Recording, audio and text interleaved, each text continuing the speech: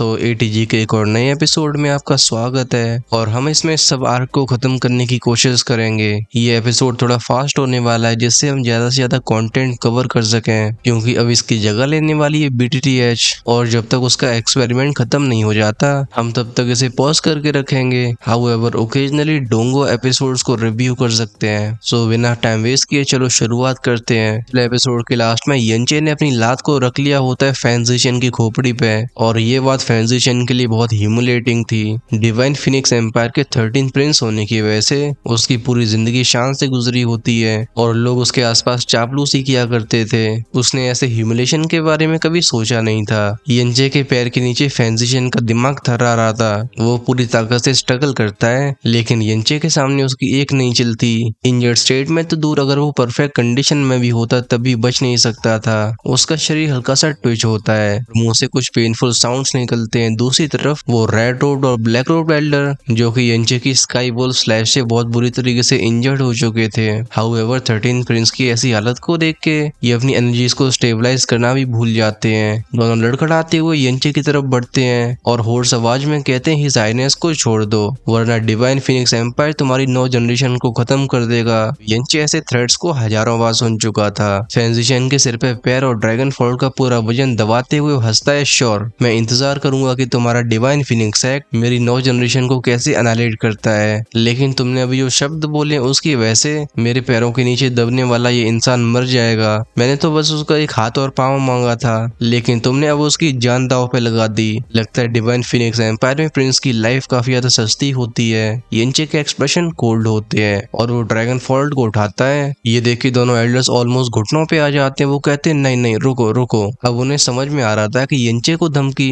ये उनकी जिंदगी की सबसे बड़ी गलती हो सकती है। ये फैंजिशन एम्पर का बेटा हो या फिर प्रिंस, यंचे सच में उसे मार सकता है। वो ब्लैक रोड वेल्डर गुस्सा दबा के बोलता है यंचे आज हम डिफीट एक्सेप्ट करते हैं, हिज हाइनेस को छोड़ दो, अब हम अटैक नहीं करेंगे, तुरंत ही चले जाएंगे। यंचे कहता है बकवास, तुम लोग ऐसे बोल रहे हो जैसे मैं तुमसे डरता हूँ। वो दोनों की तरफ पॉइंट करके बोलता है मैं नहीं छोड़ रहा, आओ अटैक करो। इसकी वजह से उस ब्लैक रोब एल्डर का चेहरा अगली हो जाता है। वो कहता है यंचे चीजों को इतना पुश मत करो, लेकिन तभी उसे यंचे की आंखें डार्क होती हुई दिखाई देती हैं और वो सॉफ्ट टोन में कहता है नहीं गलती हमारी थी, हिज हाइनेस को छोड़ दो, इस मैटर को हम भूल जाएंगे, किसी को नहीं बताएंगे। फिर वो आसपास देख के बोलते और यहाँ मौजूद कोई भी बाहर नहीं फैलाएगा वरना डिवाइन फिनिक्स एक्ट उसके पूरे क्लैन को मिटा देगा। हॉल में सब लोग डर के साइलेंट हो जाते हैं। वहीं पे यंचे डिस्डेनफुल स्माइल के साथ बोलता है क्या तुम यहाँ पे मेरी इंटेलिजेंस को इंसल्ट कर रहे हो? तुम लोग ब्लू विंड में हाई हॉर्स पे चढ़ के आए थे लेकिन यहाँ पे एक जूनियर से कुत्तों की तरह पिट गए। अगर ये न्यूज फैली तो डिवाइन फिनिक्स एम्पायर का नाम मिट्टी में मिल जाएगा। फैंजिशन प्रिंस है, ज्यादा से ज्यादा पनिश होगा, लेकिन तुम लोग, तुम्हारी डेथ तो लाइट पनिशमेंट होगी। इस मैटर को छिपाने की सबसे ज्यादा जरूरत तुम्हें है, मैं इसे ही बार्गेनिंग चिप बना रहा हूँ, मुझे मूर्ख समझ रहे हो? यंचे ने इनकी सबसे बड़ी कमजोरी पकड़ ली थी। आज डिवाइन फिनिक्स की डिग्निटी पूरी तरीके से टूट चुकी है। एक रियल प्रिंस और 2 emperor profound bodyguards blue wind के 19 साल के यंचे से हार चुके हैं और प्रिंस को जमीन पे दबा दिया।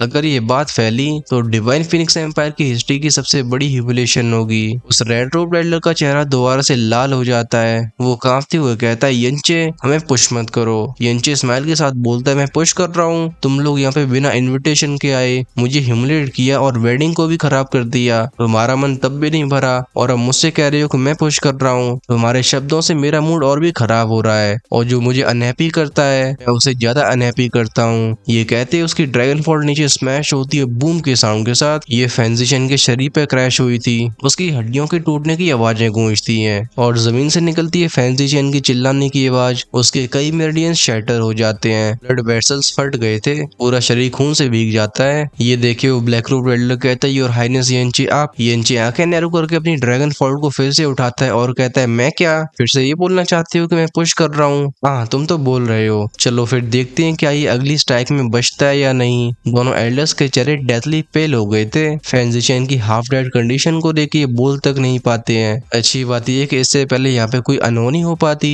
कैंगवाने आगे बढ़ के बोलते यंचे ये डिवाइन फिनिक्स का यंग प्रिंस है और हाँ इसका ऐसा बर्ताव बुरा है लेकिन इसके लिए ऐसी सजा देना भी गलत होगा। वो भी एक गेस्ट है, इसे लेसन मिल चुका है और उसने प्रॉमिस भी किया है कि आज की बात को भूल जाएंगे, लेकिन अगर तुम सच में इसकी जान ले लेते हो तो दोनों साइड्स के लिए अच्छा नहीं होगा। होगा उसे जाने दो। येंचे असल में फेंग जिशन को मारना नहीं चाहता था, ये अपनी इज्जत बचाने के लिए सीरियस इंजरी को तो सह लेते, लेकिन प्रिंस की डेथ अलग मैटर थी। अभी येंचे डिवाइन फिनिक्स एम्पायर का मैच नहीं था, यहाँ पे बस वो गुस्सा निकालना चाहता था, उसकी जान नहीं लेना चाहता था, और इसलिए कैंग वानी का बीच में आना सबसे अच्छा रिस्पॉन्स होता है। उनकी बात को सुन के येंचे के चेहरे का घमंड तुरंत ही रिस्पेक्ट में बदल जाता है। वो सीरियस टोन में कहता है, अभी मैं फ्यूरियस हूँ, लेकिन योर मैजेस्टी आपकी कमांड को येंचे ओबे करेगा। फिर वो फेंग जिशन को लात मारता है जैसे वो एल्डर्स की तरफ उड़ गया था। येंचे कहता है, तुम दोनों ने मेरी वेडिंग खराब की है, मेरी जान लेने की कोशिश की। ओरिजिनली मैं तुम सबका यहीं पे एंड कर सकता था, लेकिन हिज मैजेस्टी ने मर्सी दिखाई, इस बार छोड़ रहा हूँ। अब आके ब्लू विंड एम्परर को ग्रेटिट्यूड क्यों नहीं देते हो? ये सुन के कैंग वानी के दिल में एक अलग ही फीलिंग उठती है। इतने सालों तक ब्लू विंड के एम्परर रहने के बाद भी बाकी के ग्रेट सैक्स उन्हें बस सरफेस पर रिस्पेक्ट देते थे, असल में कोई भी उन्हें सीरियसली नहीं लेता। लेकिन आज येंचे, जिसने इवन डिवाइन फिनिक्स सैक को भी दबा दिया है, के सामने उनसे ऐसी रिस्पेक्ट दिखा रहा था। कैंग वानी की प्रेस्टीज तुरंत ही राइज हो जाती है, और वो खुद सीधे खड़े हो गए थे। वो समझ गए थे कि येंचे यहाँ पे बस एक सिंपल एक्शन से उन्हें सच में ब्लू विंड का कमांडिंग एम्परर बना दिया है। फेंग जिशन अभी अनकॉन्शियस हो गया था, उसकी इंजरीज देखने में भयानक थी, लेकिन जानलेवा नहीं थी। ब्लैक और रेड ओवर एल्डर्स रिलीफ की सांस लेते हैं, हालांकि दिल में हेट्रेड और गुस्सा अब भी चल रही थी, लेकिन ये कुछ नहीं कर सकते थे, ये येंचे के मैच नहीं थे।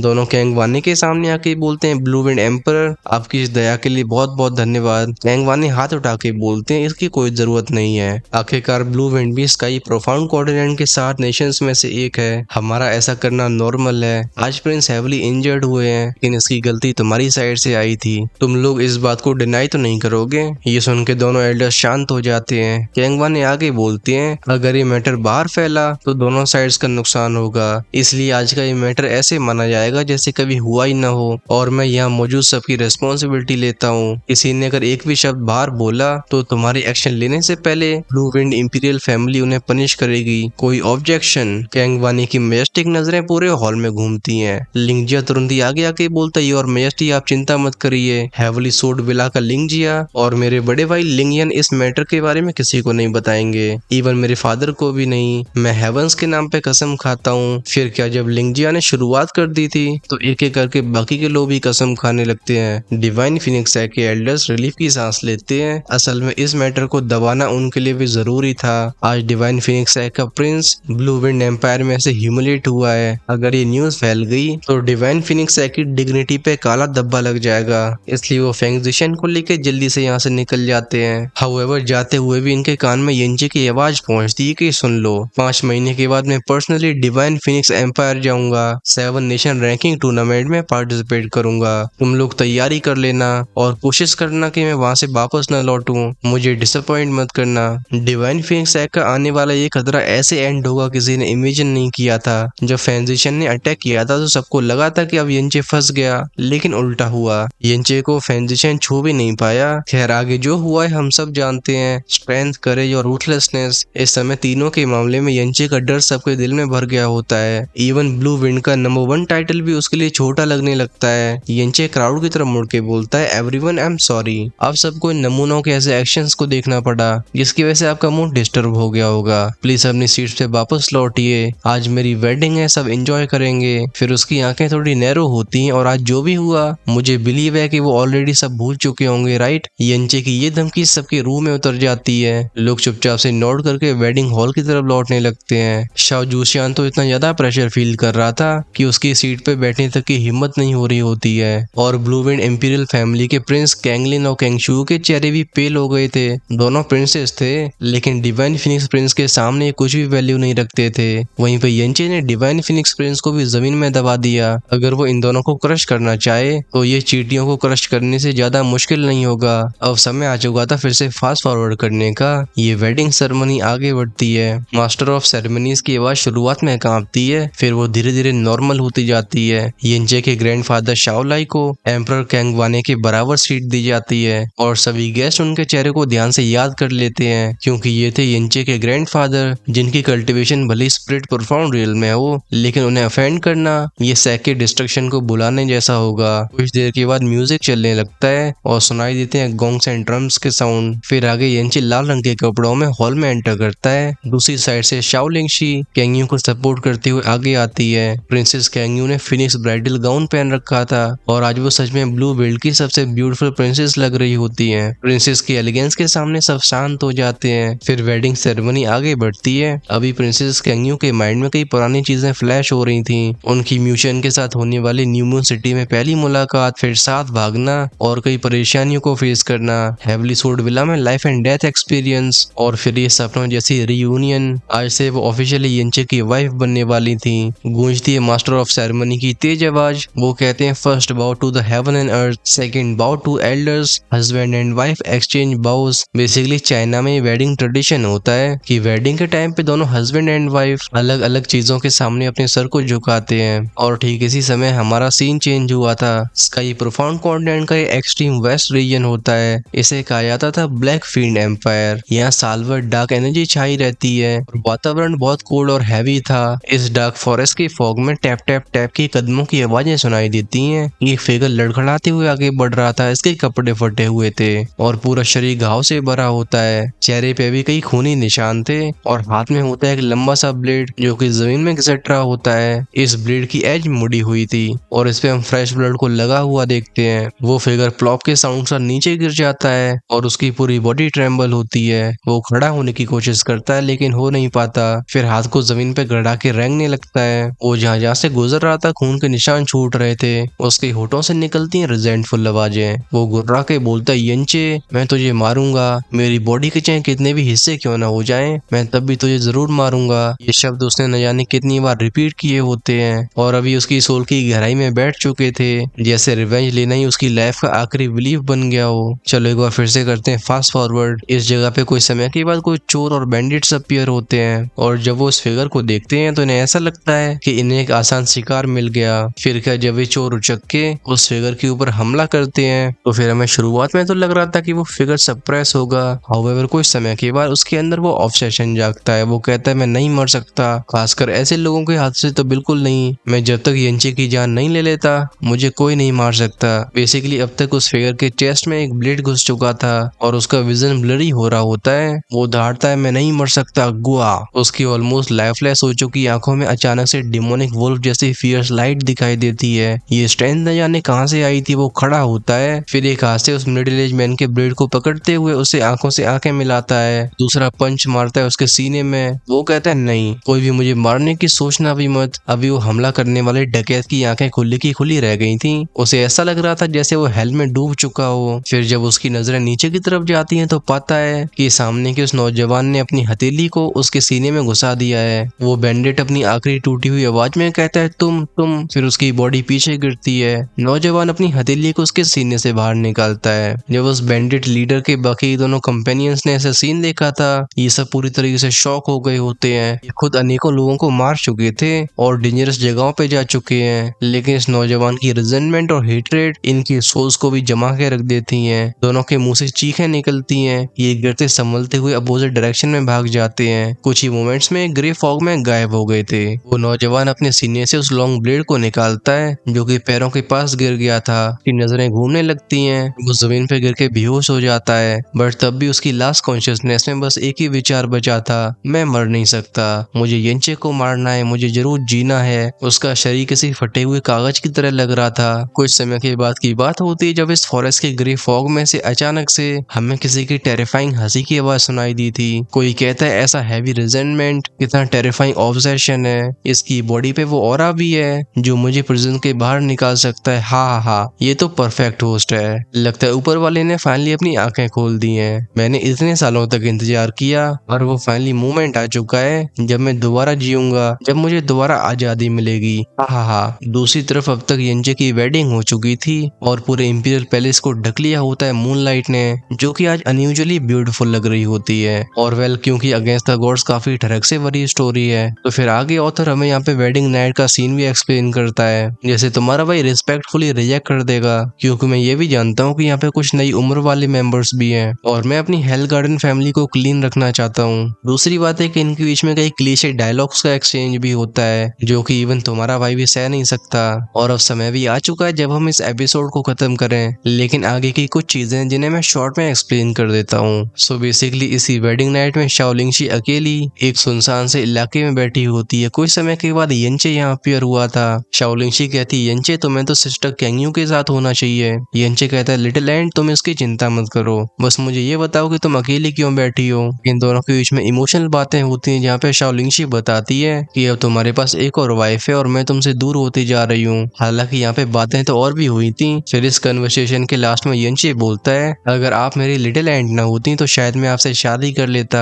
और इस बात से शाओलिंग काफी एम्बेरस हो जाती है। वो येंचे को ढकेल के यहाँ से दूर भेज देती है। फिर इसके बाद नेक्स्ट सीन होता है अगले दिन का, जहाँ इंपीरियल पैलेस के मेन मेंशन में एम्पर कैंगवाने के सामने येंचे और उसकी नई वाइफ खड़ी होती है, यानी कि प्रिंसेस कैंगयू। दोनों कैंगवाने की तरफ बाव करते हैं और येंचे कहता है कि फादर इन लॉ अब मुझे जाना होगा। इस पर ब्लू विंड एम्पर थोड़ा सवाल उठाते हैं। वो कहते हैं येंचे तुम्हें और भी पावरफुल होना होगा। येंचे तभी अपने फादर इन लॉ को एक और आइडिया देता है। वो बेसिकली दोनों प्रिंस को पनिशमेंट देने के लिए बोलता है, जैसे वो दोबारा से एम्पर को नुकसान पहुंचाने की हिम्मत न करें। और ऐसा होता भी है। तभी यहाँ पे इमोर्टल फ्रोजन एसगार्ड के लोग अपीयर हुए थे, जो कि येंचे को ले जाने के लिए आए होते हैं। फिर येंचे जब फ्रोजन क्लाउड एसगार्ड में पहुंचा था तो उसकी मुलाकात होती है पैलेस मिस्ट्रेस से, जो कि होती है गोंग यूशियन। यहाँ पे भी कई जरूरी बातें होती हैं। फॉर एग्जाम्पल येंचे की वाइफ चू यूजन का डिस्कशन। आफ्टर ऑल चू यूजन प्रेग्नेंट थी, लेकिन अभी उसका कोई पता नहीं लगा होता है। और क्योंकि अब येंचे पूरे ब्लू विंड एम्पायर का नंबर 1 एक्सपर्ट बन चुका था, तो इसलिए फ्रोजन क्लाउड एसगार्ड की मिस्ट्रेस गोंग यूशियन उसे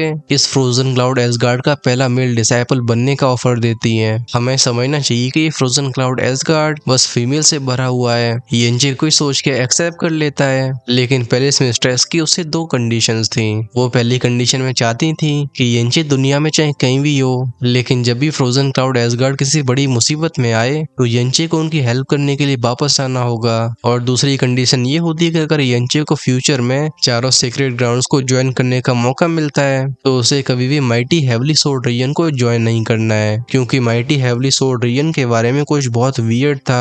बेसिकली ये बहुत सारे षड्यंत्रों में शामिल रहे हैं। इवन फ्रोजन क्लाउड एसगार्ड को भी इससे नुकसान हो चुका है और येंचे इन कंडीशन को वैसे भी एक्सेप्ट कर लेता है, क्योंकि चाहे उसके पेरेंट्स का शिकार हो या फिर उसके अंकल शाओ का मर्डर, उसे इन सब का बदला माइटी हेवली सोर्ड रीजन से लेना ही था। और इस सब के साथ फ्रोजन क्लाउड एसगार्ड की मिस्ट्रेस गोंग यूशियन येंचे को सारी आइस प्रोफाउंड आर्ट्स को कल्टीवेट करने का मौका देती है, यानी कि फ्रोजन क्लाउड पैलेस में जितनी भी डिवाइन आर्ट्स होंगी, इवन वो legendary frozen and divine art भी येंचे कल्टीवेट कर सकता है। और वो ऐसा करता भी है। वो बेसिकली पूरे फ्रोजन क्लाउड पैलेस को बहुत बड़ा सरप्राइज देता है। जिन आर्ट्स को कल्टीवेट करने में लोगों को महीने या सालों लगते थे, येंचे ने उन्हें बस कुछ दिनों में करके दिखा दिया था। इवन शा चिंगयू जैसी जीनियस जिसने फ्रोजन एंड डिवाइन आर्ट को इवन बेसिक लेवल तक समझने में 1 से 2 महीने लगा दिए होते हैं, हाउएवर येंचे ने कुछ घंटों में ये काम कर लिया था। फिर उसके बाद एक फनी सीन भी होता है जहाँ पे येंचे, जैसे फ्रोजन क्लाउड पैलेस के इंटीरियर के बारे में कुछ पता नहीं होता है, वो गलती से ऐसी जगह पे पहुंच जाता है जहाँ बाकी की फीमेल डिसाइपल्स नहा रही होती है। फिर क्या जैसे इन्हें येंचे सेंस होता है, ये सब अपनी अपनी तलवार उठा के येंचे की जान के पीछे पड़ जाती हैं। और वो सीन सच में काफी हिलेरियस था। और इस बीच में एक और सीन हुआ होता है। वो फेंजू चैन जो कि फीन डार्क फॉरेस्ट में पड़ा हुआ था, उसे एक शेडोई डार्क एंटिटी पोजेस करने की कोशिश करती है। ये बेसिकली एटर्नल नाइट फैमिली का पेट्रियार्क था, जो कि अब तबाह हो चुकी है। और पता है यहाँ पे सरप्राइजिंग बात ये है कि एटर्नल नाइट फैमिली, जो कि प्रोफाउंड स्काई कॉन्टिनेंट का 5वां सेक्रेट ग्राउंड था, उसे भी तबाह किया था माइटी हेवली सोर्ड रीजन से। इस वजह से पेट्रियार्क फेंजू चैन को पोजेस करके माइटी हेवली सोर्ड रीजन से बदला लेना चाहता था। हाउएवर जब वो फेंजू चैन को पोजेस करने की कोशिश करता है, फेंजू चैन का ऑब्सेशन इतना खतरनाक था कि वो सफल नहीं हो पाता, बल्कि फेंजू चैन उसकी पावर को उल्टा डिवावर करने लगता है। लास्ट में आके उस एटर्नल नाइटमेयर किंग को एहसास हुआ था कि फेंजू चैन एक्चुअली में उनका बेटा है, यानी कि एटर्नल नाइट फैमिली का अकेला रह गया बारिश। और एटर्नल नाइटमेयर किंग ये बताते भी हैं, जिसके बाद दोनों एक दूसरे से मर्ज हो जाते हैं। यानी कि बैटल थ्रू दी हेवंस में जिस तरीके से याओ लाओ ने जियान को गाइड किया होता है, सेम उसी तरीके से अब ये फेंजू चैन बदला लेने के लिए पावरफुल होगा। और ये बदला बस येंचे तक सीमित नहीं है, बल्कि अब उसे even mighty heavily soared region को भी तबाह करना है। और इसी के साथ खत्म होती है हमारी ये वाली एक्सप्लेनेशन। तो हमारे भाई ने पिछले कुछ समय में इतनी बड़ी एक्सप्लेनेशन को शॉर्ट में कर दिया है, जिसमें एटलीस्ट 2 से 3 या फिर 4 एपिसोड्स लग जाते। हाउएवर आप सबको एक्स्ट्रा कंटेंट देना जरूरी था। और दूसरी बात यह कि इस सीन तक आने में डोंगा को भी काफी टाइम लग जाएगा, यानी कि 2 से 3 हफ्ते। और तब तक हम battle through the heaven supreme realm की इनिशियल टेस्ट को कंप्लीट कर चुके होंगे। बेसिकली उसके 10-15 एपिसोड्स में हमें ये मालूम पड़ जाएगा जाएगा कि क्या BTTI सुपरनियम की स्टोरी आगे बढ़ाने के लायक है। अगर हमें उसके रिगार्डिंग रिस्पॉन्स अच्छा लगता है तो फिर सही है, लेकिन अगर नहीं तो हम दोबारा से अनपॉज कर सकते हैं अपनी स्टोरी को। एंड ऑफ कोर्स उस समय पुल किए जाएंगे जिसमें रेनिगेड, इमोर्टल, सोललैंड और ATG तीनों को रखा जाएगा, यानी कि जो मेजोरिटी चूज करेगी हम उसी का डिसीजन लेने वाले हैं। आई नो आप में से कई लोग चाह रहे होंगे कि इस अगेंस्ट द गॉड्स की स्टोरी को कंटिन्यू रखा जाए, बट ऑनेस्टली ये हमारे लिए पॉसिबल नहीं है, क्योंकि पिछले 1.5 महीने से हमें से कोई रेवेन्यू जनरेट नहीं हो रही है और हर एक एपिसोड बनाने में कम से कम 7 से 8 घंटे लगते हैं। और अब तुम्हारे भाई को भी फाइनेंशियली राइट डिसीजंस लेने होंगे। बेसिकली हमने इस पूरी नोवेल एक्सप्लेनेशन चीज को 5 महीने का समय दिया था। हम इसमें अलग अलग टेस्ट करने वाले हैं और अगर हमें से कोई अच्छा फाइनेंशियल सपोर्ट नहीं मिलता है तो ऐसा भी हो सकता है कि हमें इस पूरी नोवेल एक्सप्लेनेशन सीरीज को छोड़ के डोंगा की तरफ शिफ्ट होना पड़े या किसी बड़े डोमेन में एंटर करना पड़े, यानी कि डॉक्यूमेंट्रीज या फिर टेक चैनल। चलो अब मैं जा रहा हूँ तैयारियां करने। वहीं पे अगर आप चाहते हो कि स्टोरीज चलती रहे तो डेफिनेटली एपिसोड्स को लाइक और कमेंट करना बहुत जरूरी है। Until then this is good bye.